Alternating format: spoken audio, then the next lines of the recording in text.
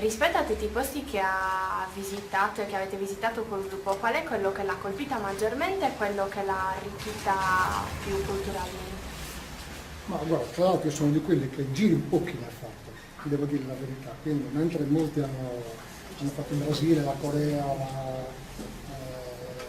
la Russia, però io parlo di quello che ho visitato per la Polonia. Nel 1989, quando ancora il muro di Berlino non era ancora caduto.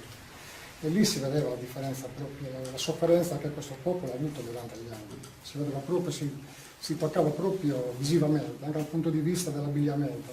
Sembrava di essere tornati indietro di tanti anni. Oltre che chiaramente il fatto dei campi di concentramento, che chiaramente sono stati, lo sai perfettamente che la maggior parte dei campi di concentramento sono tutti quanti là.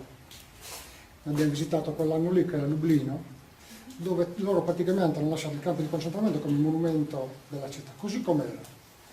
Quindi tu vedevi questi saloni con le scarpe di tutti quelli che sono stati purtroppo deportati, sono morti lì. Saloni interi con cappelli, saloni interi con valigie. È una cosa che molto ci ha notevolmente, io parlo di me, notevolmente toccato. Così come ci ha toccato gli anni fa quando siamo andati a Zakopane. Da lì siamo andati a Cracovia abbiamo visitato chiaramente Auschwitz e Birkenau. Quello è stata un'altra cosa che è un pochino. Le lacrimucce sono scappate a molti di noi, nonostante l'età, te lo posso garantire.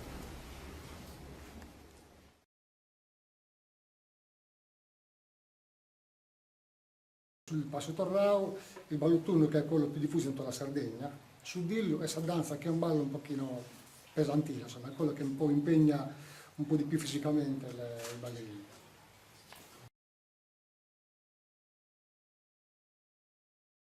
Noi nell'ambito delle tradizioni, una delle cose che facciamo molto importante è un festival che noi organizziamo tutti gli anni ad agosto.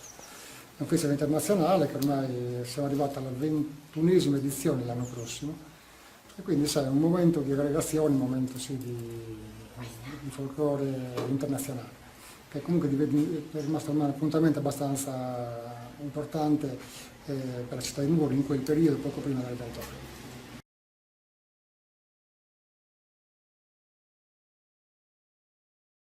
Teoricamente è sadanza, però non è complicato per via dei movimenti complicati, in realtà i movimenti sono anche abbastanza semplici, però la resistenza, perché fai due tipi di passi principalmente e sono pesantissimi, devi tenerlo per tutto il ballo, e ovviamente anche il più bello per via delle coreografie. In realtà poi ho notato che non è un ballo che viene fatto molto, principalmente viene fatto su balottundo, forse proprio per il fatto della resistenza che ti mette a dura prova, decisamente.